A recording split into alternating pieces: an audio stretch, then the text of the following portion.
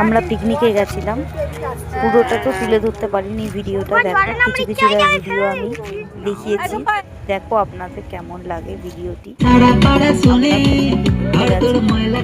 দেখো বাচ্চারা কত এনজয় করছে, তাদের সাথে বড়রাও কত এনজয় করছে। যেটুকানি পেরেছি ওইটুকানি তুলে ধরেছি আমি ভিডিওটি পিকনিক যাবার। এর থেকে আর কিছু বেশি দেখাতে পারলাম